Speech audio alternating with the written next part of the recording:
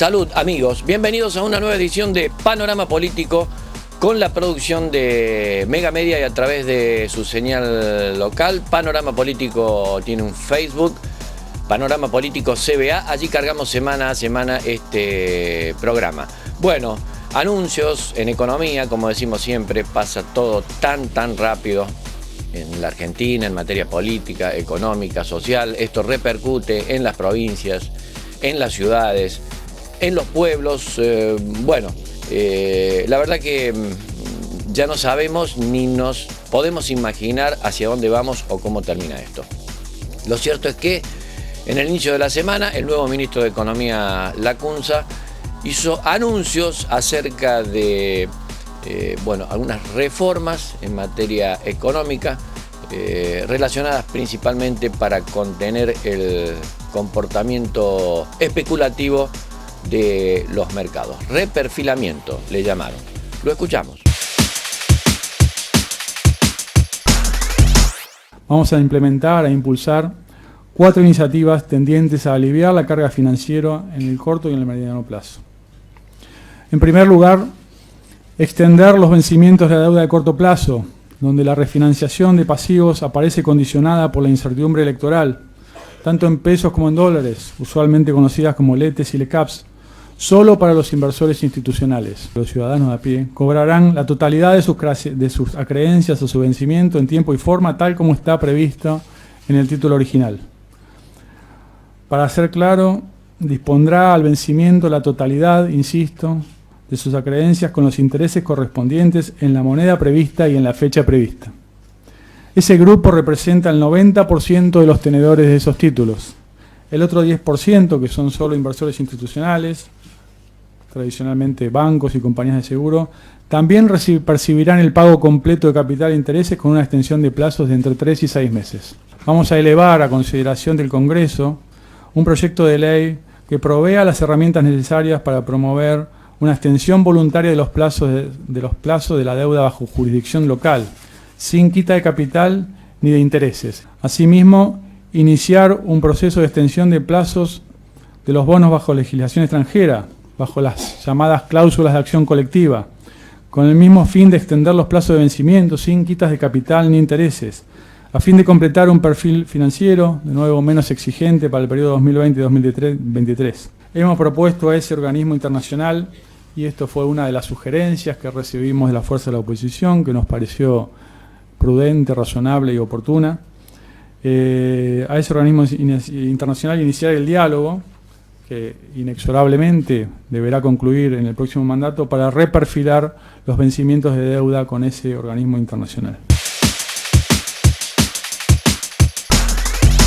Vamos a escuchar ahora a quienes se manifiestan periodísticamente, especialistas en economía y en política, acerca de las medidas que ha tomado el ministro Lacunza. En primer lugar, escuchamos a Alejandro Berkovich del canal C5N. Se esperaban con mucha ansiedad durante todo el día de hoy medidas por parte del Ministerio de Hacienda. La verdad no son las medidas que se esperaban, ahora las vamos a repasar si querés juntos, pero brillan por su ausencia las medidas que no tomó el ministro de Hacienda, Hernán Lacunza, al margen de las consideraciones políticas que hizo al principio de su discurso, que fueron bastante raras para un momento de tensión, de incertidumbre financiera como la que hay hoy, que el propio ministro de Hacienda hable de la posibilidad de no terminar el mandato, de los 91 años sin un presidente no peronista que haya podido terminar el mandato, de los riesgos de la transición, de la preocupación del Fondo Monetario. Bueno, son todas señales que obviamente en este contexto no ayudan. Pero mirá, las medidas, sobre todo, son medidas, vamos a desglosarlas uno por una, son medidas que solamente atañen a la deuda pública, o sea, solamente atañen a los acreedores, al mundo de la deuda, no al planeta de la leche a 63 pesos, por decirlo. La primera medida es extender vencimientos de deuda de corto plazo. Esto es, para los más memoriosos, Si el Fondo Monetario, cuando entró hace un año de vuelta a la Argentina, le inyectó una cantidad de dinero inédita que nunca el Fondo Monetario le había puesto a un país toda junta de golpe, si eso fue un paralelo bastante similar al del blindaje de principios de 2001, esto que acaba de anunciar Hernán Lacunza se parece mucho al megacanje de mediados de 2001, a ese que tuvo lugar entre julio y noviembre del último año del gobierno de Fernando de la Rúa. Ojo, no quiero decir con esto, no se sobreinterpreten las palabras, no quiero decir con esto que la deriva sea la misma necesariamente la que sobrevenga ahora, pero sí hay algo en común, que es que en aquel momento las anteojeras ideológicas llevaron a apelar hasta último momento a los mecanismos de mercado para no importunar justamente a los inversores y que le tuvieran misericordia a una Argentina que un mes y medio después estaba declarando el default y se le caía el gobierno. Bueno, este megacanje, el megacanje de Lacunza, tiene 4 elementos, 4 episodios. Por un lado, extiende vencimientos de deuda de corto plazo. Son las LETES y las LECAPs. Las LETES en dólares y las LECAPs en pesos, que ahora se van a estirar en sus vencimientos entre 3 y 6 meses. Dicen que sin quita. ¿Qué es lo que te puede afectar a vos que nos estás viendo? Bueno, primero es un zarpazo a la plata de los jubilados. Porque no se afecta a las LETES en poder del público minorista, de los ahorristas que compraron estos bonos del Tesoro, que obviamente son muy pocos, pero sí se afecta al ANSES, que tiene cantidad de esas LETES y de esas LECAPs en la cartera con la cual te va a pagar la jubilación de acá a unos años. El otro coletazo que le puede llegar al ahorrista de esta medida que anunciaron hoy es al que tenga una cuota parte de un fondo común de inversión. Los fondos comunes de inversión invierten en muchos instrumentos financieros. En algunos de ellos son LETES y LECAPs. Bueno, esas LETES, si forman parte de la cartera de tu fondo común de inversión, tu fondo común de inversión va a perder plata mañana y eso se va a reflejar en tu cuota parte, seguramente allí haya un impacto. La segunda medida es un proyecto de ley para renegociar integralmente la deuda. Y acá, sí, una consideración política. Al Congreso le van a pedir opinión sobre una renegociación de una deuda para la cual no le pidieron permiso, como manda la Constitución, que tiene que hacer el Poder Ejecutivo a la hora de emitir deuda. Lo que hace el gobierno, obviamente, es patearle la pelota al Congreso y ver qué discusión se da allí, donde no tiene mayoría. Esto está llamado a generar mucha tensión entre el oficialismo y la oposición. La tercera medida es, atención porque acá también hay otro coletazo que nos puede pegar. La tercera medida es empezar una renegociación con los bonistas internacionales, o sea, con los acreedores que tienen títulos bajo jurisdicción extranjera. Acá, ¿a quién se le abre la puerta? A los fondos buitre. Obvio. Los fondos buitre que hasta ahora no jugaban en este partido pueden llegar a tallar, así como entró a tallar sorpresivamente el Fondo Monetario hace un año y pico y no nos la vimos venir. Ahora que va a haber un aviso a los acreedores externos de que la Argentina reestructura su deuda, bueno, quizás empiecen los planteos judiciales. Y finalmente la última, que sí parece razonable, pero que igual iba a ocurrir, que es empezar una renegociación de los pagos de la deuda al Fondo Monetario. El Fondo Monetario tiene vencimientos fijados por la cantidad de plata que le puso a Macri en este año y pico, que era imposible de pagar para el próximo gobierno, sobre todo en 2021 y 2022. Bueno, lo que anunció hoy Lacunza es que ya inició, inició el contacto con el fondo para que eso se estire para adelante. Otra campana acerca de lo que acaba de decidir el ministro de Hacienda de la Nación. La vamos a escuchar a través del periodista Joaquín Morales Solá, quien escribe en el diario La Nación y es periodista del canal TN. Lo que el ministro anunció fundamentalmente son reprogramaciones de pagos de la deuda que eran inminentes de acá a fin de año, que son deudas institucionales. Esto es con el Fondo Monetario, con el ANSES, con el Banco Nación, con los bancos. No afecta a los bonistas privados, es decir, al ciudadano común que tiene bonos, no afecta. Bien. Y la reprogramación es a 3 y a 6 meses, no es mucha la demora. Esto era una medida que la venía pidiendo la oposición, inclusive. el que más la pidió fue La Baña, pero también la gente de Alberto Fernández venía pidiendo esto, así que hay que suponer que la oposición va a estar de acuerdo. Claro, que va a apoyar. Ahora, esto también hay que ponerlo en un contexto que se produce en una semana muy complicada, donde el dólar volvió a tener un salto, donde las acciones argentinas cayeron, los bonos argentinos cayeron. Es decir, cuando estamos hablando de caída de acciones, y que son acciones de empresas argentinas y de bonos argentinos, estamos hablando de una gran destrucción de riqueza nacional. Exacto. En esta semana hubo dos hechos que marcaron el día lunes. Uno fue el documento de Alberto Fernández. Digamos, Alberto Fernández tuvo dos actitudes distintas. Un documento que había sido escrito antes de su reunión con el Fondo Monetario, donde virtualmente le pide al fondo implícitamente que no haga el desembolso de 5.400 millones de dólares. El famoso desembolso que tendría que hacerse en el mes de septiembre. En el mes de septiembre. Que no lo haga porque dice que eso sirve para la fuga de capitales, que los argentinos toman esa plata que manda el fondo, compran dólares y lo sacan del país. En realidad no es una fuga de capitales, porque fuga podría tomarse como delito, es una salida de dólares. Y es muy discutible esa posición. ¿Por qué? Porque no caen las reservas del Banco Central, salvo cuando el Banco Central interviene para frenar el alza del dólar. Claro. Por ahí son muchas operaciones privadas, entre privados. Digamos, exportadores que traen dólares, gente que compra esos dólares, los saca del país. Es decir, no pasa por el Banco Central, ¿no? No. Esto es, digamos, una parte de la posición de Alberto Fernández. La otra parte es cuando él dice, que en eso sí tiene razón, cuando dice que el país que se proyectó en el acuerdo del Fondo Monetario Internacional no tiene nada que ver con el país que se está viviendo ahora. En eso sí tiene razón.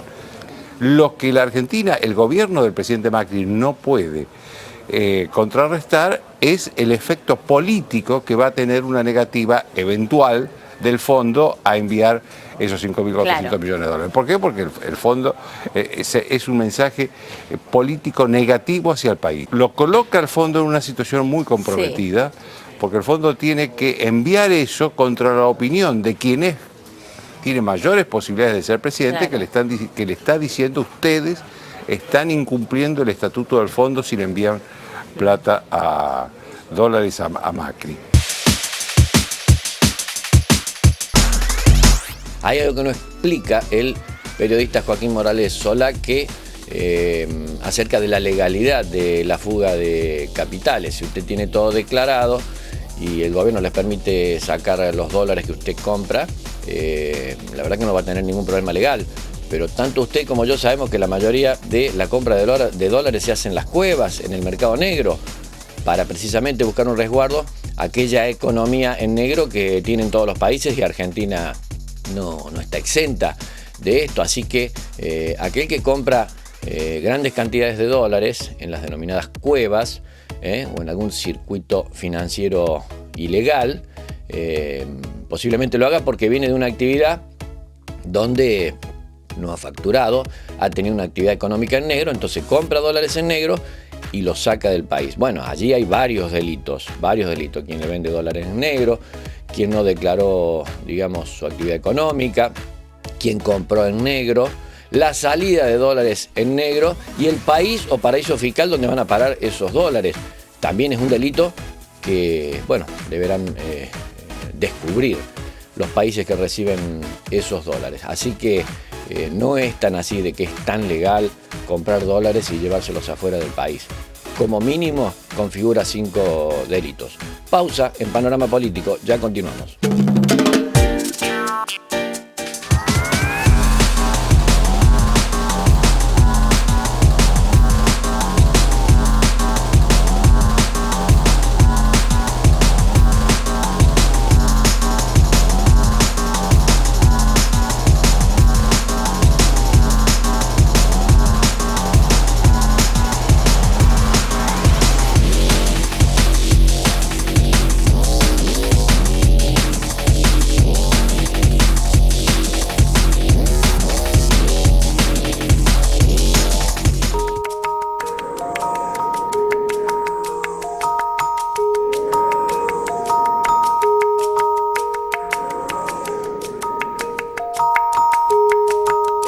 su mejor opción. Obra social del personal de Luz y Fuerza de Córdoba.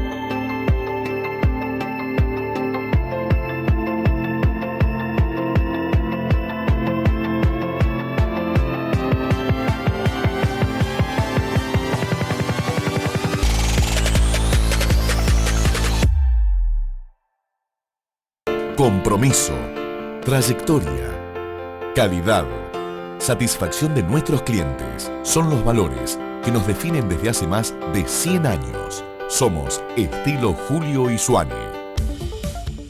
Hoy ofrecemos nuestro servicio premium de equipamiento para departamentos, ya sea una unidad o una torre completa. Tenemos la experiencia y la capacidad para hacerlo, porque sabemos de las necesidades del mundo actual y conocemos sobre los gustos de cada cliente. Podemos ofrecer una solución integral. La calidad, la variedad, el precio, la atención y el servicio postventa siguen siendo los factores determinantes, por lo cual nuestros clientes nos siguen eligiendo. Somos Estilo Julio Isuani. Todo en un solo lugar.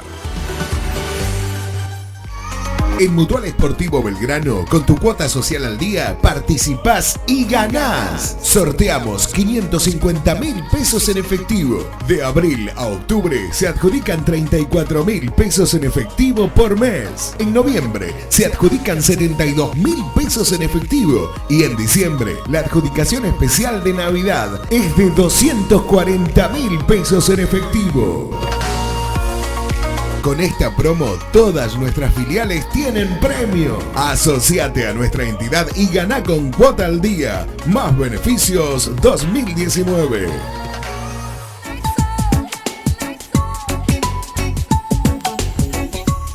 Continuamos en Panorama Político y en la legislatura cordobesa. Seguimos escuchando más voces después de las PASO. Las primarias abiertas, simultáneas y obligatorias que parecen haber quedado tan lejanas ya. Rápidamente, en vez de hablar de política, del resultado, de las proyecciones de los candidatos, de las nuevas propuestas, los que han quedado después de las PASO, por supuesto, estamos hablando todos los días del dólar, de la inflación, del aumento de los precios, de la economía, en fin. Bueno, vamos a escuchar a la legisladora Carmen Nebreda, ex ministra de Educación de la provincia de Córdoba, que hoy está en el bloque Córdoba Podemos. Legisladora, bueno, ¿qué han dejado las PASO? ¿Qué opinión le merece todo esto? Bueno, creo que ha mostrado con claridad que el pueblo no está apoyando este proyecto realmente de exclusión, de miseria, de desempleo, de no reconocer la industria nacional ni el comercio nacional y fundamentalmente que es un gobierno que dijimos siempre, de ricos para ricos, pero cada vez para un grupo más pequeño de ricos, ¿no? Es decir, realmente nos dejan la tranquilidad de poder trabajar y seguir trabajando con mucho entusiasmo para poder lograr el triunfo ya en la primera vuelta. Una realidad muy dura, como dice usted, de la que la gente no se noticiaba, no había información salvo la militancia, la discusión en el bar, el puerta a puerta, no, digamos que los medios escondieron un poco esta realidad. No un poco, yo creo que no hubo un gobierno tan blindado mediáticamente como este. porque no entraba la pobreza, no entraba el hambre, no entraba la cierre de fábricas, pero también creo que el pueblo lo percibía, pero tenía la esperanza de la elección.